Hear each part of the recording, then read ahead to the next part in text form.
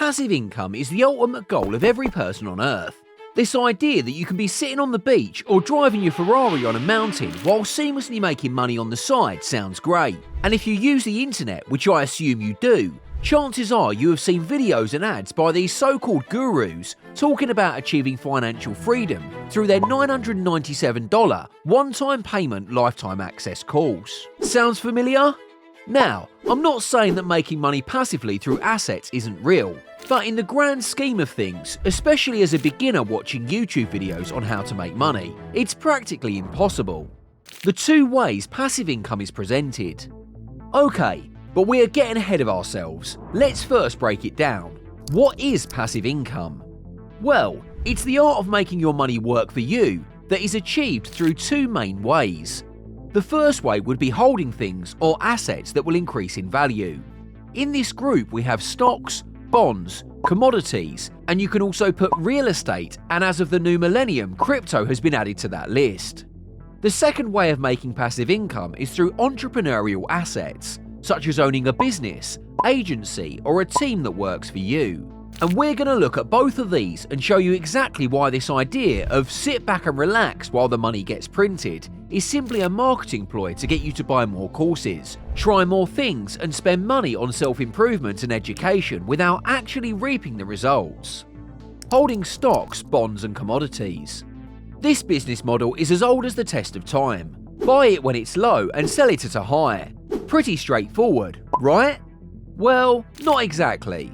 See, the art of predicting price action and learning about trading in general is a video for a different day. Today, we are going to focus on why this method might not be the best to generate you money passively. Firstly, any news article you read says the average millionaire has 7 streams of income, and the most of these being stock or assets like real estate. Now, this may be true. However, getting started with these business methods is no easy task. To break it down for you, we are going to use the average numbers in the United States as a reference. The average annual income in the US was around $42,000, and a good return on an annual stock position is about 7%. That would mean that you would need about $600,000 to invest to make that $42,000 back. Definitely not something a beginner or even someone who has a good financial status can accomplish. Also, if you have more than $500,000 lying around, why would you risk it to make back only 7%? Then we go back to the idea of this. Let's be real. You are not going to be sitting on the beach relaxing, knowing in the back of your head that you have more than $500,000 invested in a stock. Your heart is going to be pounding, your palms sweating, and you're going to be checking the status non-stop. It's the basic human emotion, and it's why trading psychology takes years to master. Have you seen what a stockbroker looks like during crunch time? So, that was stocks. Now very quickly, as an obvious pointer, but we will call it a bonus tip, don't ever use a trading bot. I don't care which YouTuber showed you how many millions they made, or how many of their students are making millions with this method. It's usually just a money grab scheme. Speaking about money grab schemes, let's talk about crypto. Now, in recent times, it has got a very bad rep due to all the recent pump and dump schemes that have taken place. People like Nelk, Logan Paul and many others have gotten involved in these schemes, albeit we don't know if they were behind it or they were taken advantage of. It's all speculation after all. However, the problem with crypto is that it has taken advantage of the idea that you can do nothing, just wait, pick the right coin and watch it go to the moon. Let's use another illustrative example for this. Let's say we have 2 people. One of them is going to invest in cryptocurrency, the other one is going to a casino in Las Vegas and is going to play the roulette wheel. Given that a roulette wheel has 38 possible numbers to choose from, let's say the first person makes a list of the 38 coins with the highest potential for growth. They both invest 1,000 on half of the available options, so 19 slots and 19 coins. What do you think has a higher chance of making money in this scenario?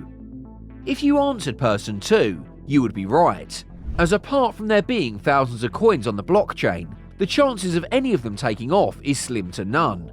So you are better off gambling your money away than chasing the next crypto pump. Real estate. Now, let's look at a business model as old as the test of time. Owning property, the holy grail of passive income. Owning a complex and renting it out and watching the money stack over time is the easiest sales pitch. And yes, it is true to an extent. Again, you're probably not going to be sitting on a beach with this one. Anything that happens to that property or in that property is your problem to solve. A broken pipe or the electricity not working is something most of us have experienced. Just last week I had to fix the plumbing system in my house, so again this will require energy and a large investment on your part. But let's say that investing isn't what you had in mind, or not what the algorithm has been showing you. Maybe you think growing a business and leaving it on autopilot is the way to passive income. Entrepreneurial passive income. Now, escaping the 9-to-5 lifestyle, aka the Matrix, is something I am all for, and starting a business is probably the best way to do so. However, there is nothing passive about it. On average, business owners work 60% more than their employees, and if you're a beginner starting from scratch, well, first, you probably don't have any employees.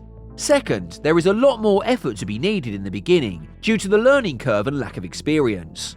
Now, let's say you manage to make a profitable business, maybe a YouTube channel or a dropship store or even a TikTok marketing agency, whatever that may be. From first-hand experience, I can tell you that, even though YouTube pays its creators well, and I do have a team behind me, it's definitely not on autopilot. Looking over every aspect of your channel, making sure all the parts are moving in the right direction is a stressful, time-consuming and definitely not passive process. Same goes for any business venture you decide to pursue, as consistently growing that business and working on it is ultimately way more satisfactory than sitting on a beach for all eternity.